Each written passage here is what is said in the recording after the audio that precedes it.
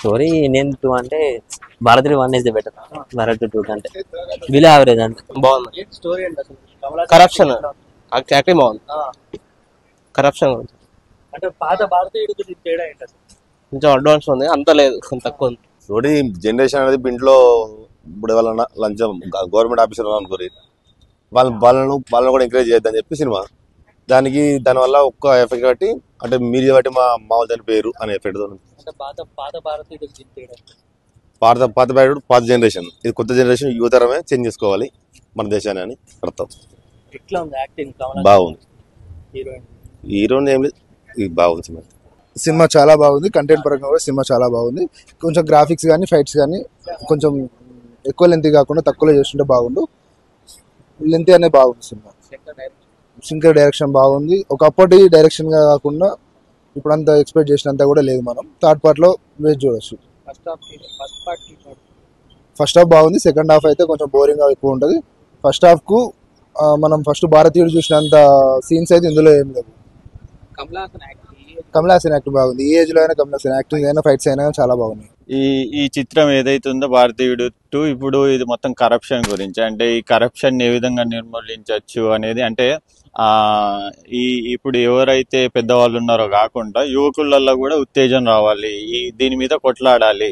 First అదేదో మన ఇంటి నుండే మొదలు పెడదాం, అంటే మన దగ్గరే ఆ కరప్షన్ లేకుండా చూద్దాం అనేది ముఖ్య ఉద్దేశం. దీనికి కంక్లూడ్ అనేది లాస్ట్ వరకు ఫైనల్ ఏంటంటే, అలా మనం కొట్లాడితే మనకి ఏ విధంగా థ్రెడ్ ఉంటుంది సమాజం, అంటే ఎవరైతే ఈ లంచగొండితనాన్ని ఇట్లాంటి కరప్షన్ని నిర్మూలించాలనుకుంటారో, దేశాన్ని మార్చాలనుకుంటారో, దేశానికి మంచి పని చేయాలనుకుంటారో వాళ్ళ మీదకి తిరిగి జనాలు ఏ విధంగా తిరగబడతారు అనేది ఉంటుంది. లాస్ట్ వరకు అదే వస్తుంది.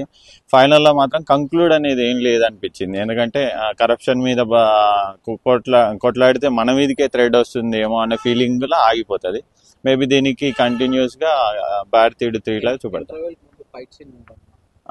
ఇంటర్వెల్ కు ఫైట్ సీన్ అంటే నాకు పెద్దగా ఏమనిపించలే. అంటే పెద్దగా ఫైట్ సీన్స్ అవి ఇవి అంత హైట్.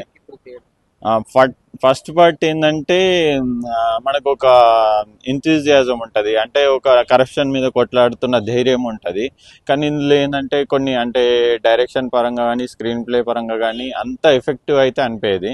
ఫస్ట్ పార్ట్కి సెకండ్ పార్ట్కి చాలా అంటే ఇంకొంచెం వర్క్ చేస్తే బాగుండేమో శంకర్ గారు అనే ఫీలింగ్ వస్తుంది. మనకి కొంచెం బోర్ కూడా అనిపిస్తుంది. అఫ్కోర్స్ మనకి లెంతీ ఉండడం వల్ల బోర్ అనిపిస్తుంది. ఇంకొకటి ఏంటంటే ఇది ఎక్కువ కరప్షన్ గురించి అవడం వల్ల ఒక సబ్జెక్ట్ ఉన్న మ్యాటర్ కనుక మనకు అంత ఈజీగా ఎక్కకపోవచ్చు. అంటే యాక్షన్లు ఫైట్లు అట్లా ఉంటే బాగుంటుంది కదా, సో ఎక్కువ మ్యాటర్ ఉన్నట్టు అనిపిస్తుంది. సినిమాని అయితే చాలా సూపర్ గా ఉంది. కమల్ హాసన్ గారి యాక్టింగ్ అయితే చెప్పాల్సిన అవసరం లేదు, ఆయన యూనివర్సల్ హీరో. భారతీయుడు సినిమా మేము చిన్నప్పుడు చూసాము, అప్పుడు అదే ఉత్తేజంతో ఇప్పుడు కూడా సేమ్ అదే ఉత్తేజంతో సినిమా భారతీయుడు 2 వచ్చింది. కమింగ్ సూన్ భారతీయుడు 3 కూడా వస్తుంది. ఆయన చెప్పే ఒక ముఖ్య ఉద్దేశం మీరు గమనించాలి. ప్రతి ఒక్కరు కూడా వచ్చామా సినిమా చూసామా పోయామా అన్న విధానం కాదు. కరప్షన్ అనేది స్టాప్ చేయాలంటే అది మన ఇంటి అడుగు నుంచే ప్రారంభం అవ్వాలనేదే సినిమా ఉద్దేశం. కాబట్టి ప్రతి ఒక్కరూ ఆలోచించండి. యాజ్ ఏ ఇండియన్ గా ఈ దేశానికి నువ్వు ఏం చేస్తున్నావు అనేది మర్చిపోకండి. కరప్షన్ ని బొందబెట్టాలంటే అది మన ఇంటి నుండే స్టార్ట్ చేయాలనేదే సినిమా యొక్క ఉద్దేశం. వచ్చామా సినిమా చూసామా పోయామా అనేది కాదు, మనం ప్రాపర్ గా ఇండియన్ గా బతకాలనేదే భారతీయుడి యొక్క సినిమా ఉద్దేశం. కాబట్టి జై హింద్, జై భారత్. మనం మారుదాం, మనతో పాటు సమాజాన్ని మారుదాం. శంకర్ డైరెక్షన్ మాత్రం చాలా సూపర్ గా ఉంది.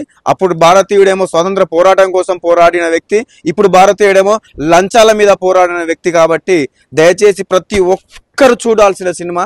శంకర్ గారికి ఎప్పటికీ మేము రుణపడి ఉంటాం, ఎందుకంటే ప్రతిసారి తను హైలైటెడ్ గా సెల్యూట్ కొట్టుకునే విధంగా సినిమా తీస్తూ ఉంటారు. జై హింద్.